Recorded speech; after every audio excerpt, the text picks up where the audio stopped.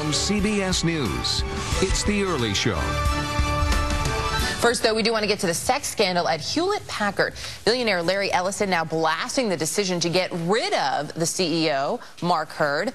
He calls it cowardly, the worst move since Apple first forced Steve Jobs out 25 years ago. CBS News business and economics correspondent Rebecca Jarvis has the latest.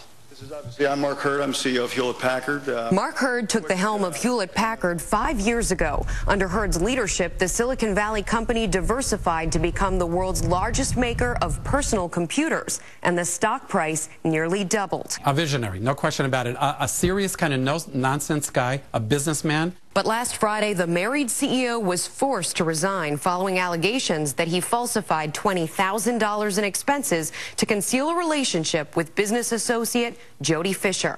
From 2007 to 2009, HP paid Fisher as an event organizer. Fisher claims Hurd sexually harassed her. Although an internal investigation cleared him, Hurd settled with Fisher for an undisclosed amount. That's unacceptable.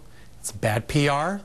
And the executive has to go. I don't look my age, and most people would say I don't act it. Fisher, a former actress, appeared in the reality show The Age of Love, competing with younger women for dates. You're about to have fun. She also played roles in steamy movies and hosted infomercials. You can't get better than that. Hurd is exiting with a payout estimated at $35 million. The market reacted violently. HP stock lost $9 billion in value on Monday, but analysts believe a rebound could be just around the corner. The company is still strong.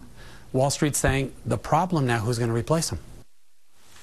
That $40 million severance for Hurd shows just how highly valued he was for transforming HP. His departure also illustrates how complicated it is to fire a top executive without giving them that big payout, Erica. Well, and I know there's more behind it, but if you're the average layperson looking at this, you think this guy has to leave in disgrace. He may have done a good job, but how is he able to still walk away with $40 million? Well, Erica, right now, by the way, we should say that $40 million is the number a lot of experts are suggesting he could walk away with. But the reason that he could walk away with the money is because his contract, prior to this entire investigation, prior to these sexual harassment allegations, specifically states that he's going to walk away with a certain sum of money in the multi-million-dollar range. And what happens in these cases with CEOs is they come into companies with contracts. The contract already tells them what they're going to make if they walk away, and there's very, very little that they can do, aside from committing felony, that will keep them from making the money. Okay, so this isn't disgraceful enough, basically. It has to be really bad. You have to be arrested. Yes. Now, what about, a lot of people look at the stock, $9 billion lost yesterday for HP stock.